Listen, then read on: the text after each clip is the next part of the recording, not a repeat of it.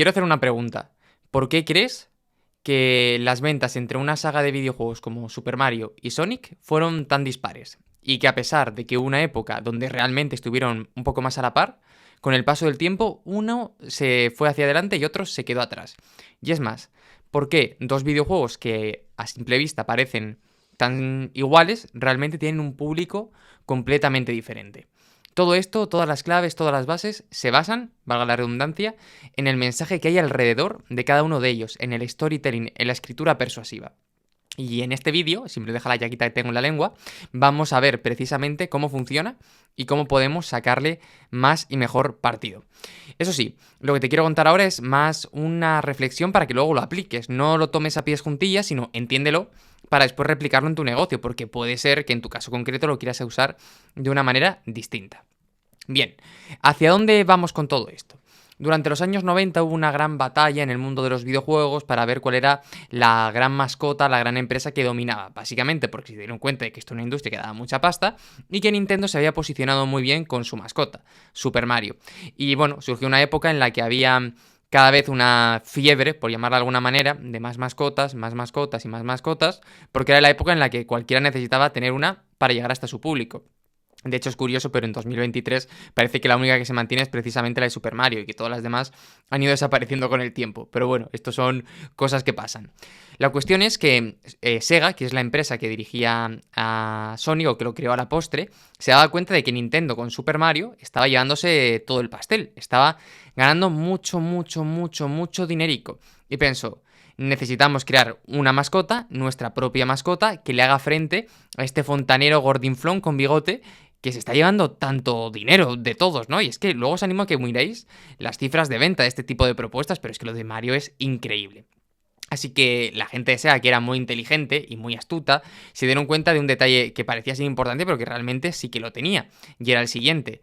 Es muy difícil, o va a ser muy difícil, quitarle el espacio a Mario que ya ha conseguido con su estrategia de comunicación, con su estrategia de posicionamiento.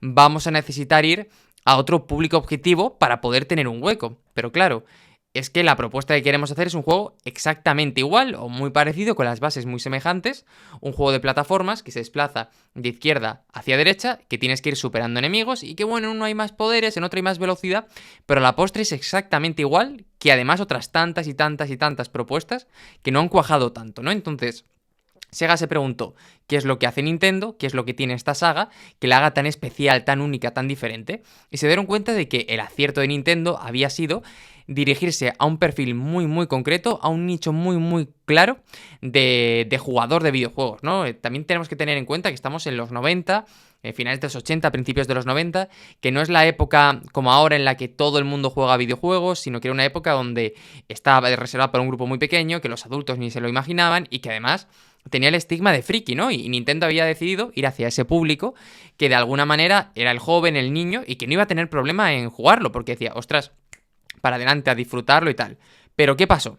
Que Sega dijo, vale, si Nintendo está posicionado en este espacio, yo no puedo posicionarme aquí. No tiene ningún sentido porque si me posiciono aquí, voy a estar compitiendo de tú a tú contra un público que ya ha elegido a su personaje favorito y a mí no me van a elegir. Así que Sega fue muy astuta y decidió, vamos a posicionarnos para ese público que de alguna manera ya ha crecido, está empezando a ver los videojuegos como algo de niños, tal, y ya no se siente tan cómodo, porque cuando ve a Mario ya no se siente representado con él, está en la época de la adolescencia, de la rebeldía, entonces un personaje tan bonachón, tan tal, no le atrae de la misma manera. ¿Y qué hizo Sega?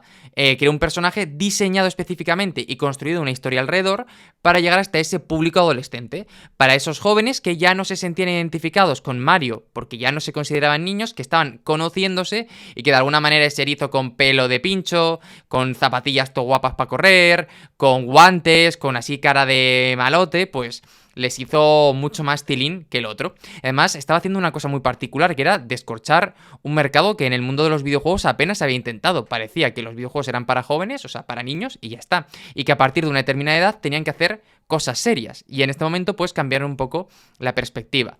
¿Cómo? Pues gracias a dos elementos. Una identidad visual mucho más relacionada con todo el tema del público al que querían dirigirse y una identidad verbal que también estaba enfocada con un mensaje mucho más claro, de velocidad, de reto, de rebeldía, de ser esa persona, por decirlo de alguna manera, aunque era un erizo, en el que muchos adolescentes querían verse el héroe, el diferente, el que iba contra las normas, ¿no? A pesar de que finalmente la idea era vencer a un enemigo también. Entonces, ¿por qué te cuento toda esta historia? Porque realmente la manera de posicionar nuestras marcas está muy relacionada con la historia que contamos alrededor de ellas. Fíjate lo que te he contado al principio. Mario y Sonic son en esencia juegos muy parecidos. De hecho, si se los pones a tu abuela va a pensar que son prácticamente iguales. Pero la cuestión es que en función de qué narrativa hubo alrededor de cada una, pudieron enfocarse a un público o a otro, concretarse con un perfil muy concreto o con otro. Y esto al final les dio pues más que buenos resultados.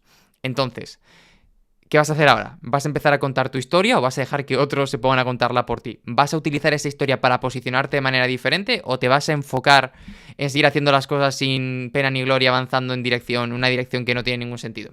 Esto solo me lo puedes decir tú.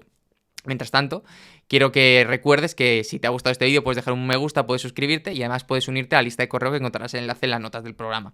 También te animo a que intentes empezar a buscar ese posicionamiento diferente que tienes porque realmente creo que puede hacerte muy muy bien. Y nada más, que nos vemos en el próximo vídeo, que nos escuchamos entonces y que muchas gracias por estar aquí en Copymelo, el canal que aprendes a impulsar tu negocio con textos que vendan. Chao.